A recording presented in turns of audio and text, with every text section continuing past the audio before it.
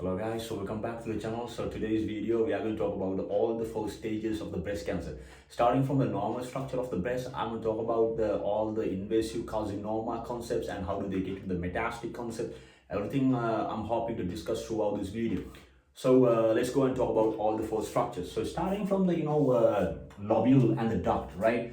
So in the normal structure of the lobule and the duct, they have pretty much a very good epithelial cell layer. There's no such kind of abnormal proliferation. We can analyze those things at the first stage, even if you perform such kind of identification test of the breast cancer. So now over the time, those epithelial cells could get mutated, right? And if they get mutated, they would probably be able to make such kind of epithelial cell mass on this surface, right? So it could be a lobule epithelial tumor or ductal epithelial tumor, right? So somehow the cells abnormally grow, and if they make some kind of mass out of it, so we call that one as a cell mass, right? So as you can see over here and there, we got the two types of cell mass. So if there's a lobular cell mass, we call that one as a lobular tumor, and if that one is the ductal mass, we call that one as a ductal tumor. So either way,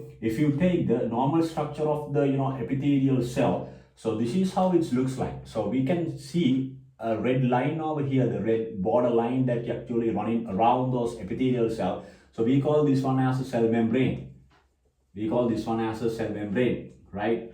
And if you get the inner line, so this inner line actually represent the epithelial cell layer, right? So in the normal structure of the lobule and the duct, they don't have such kind of abnormal proliferation of the epithelial cell. So pretty much the normal structure is going to be like this. So the first stage of the breast cancer is going to be a normal structure. So this normal structure could be a lobule structure or the ductal or the ductule structure. So now over the time, those cells actually trying to get mutation because of some certain reasons, right? And if they get mutated, they would able to proliferate their number of cells abnormally. And if they abnormally proliferate, then the lumen inside of the epithelial that could probably invade by those abnormal epithelial cells, and they get into the the second stage, or that could be the jump start of the all the epithelial cells abnormal proliferation, which means the cancer, right? And this is the second stage. So in the second stage, we have atypical hyperplasia, right? So the second stage, we call this one as a atypical hyperplasia.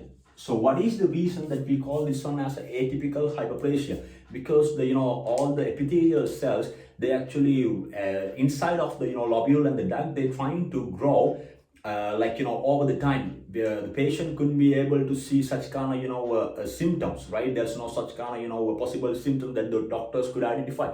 If they perform right those identification tests, those cancer identification tests in this point, right, in this stage actually, then they could primarily identify this guy has a some kind of cancer, right? So this is the second stage, the atypical hyperplasia. So as you can see, the cell membrane of this stage is very pristine. There's no any damage of all the abnormal epithelial cells. Those cells are actually the inside of the abnormal cells. They have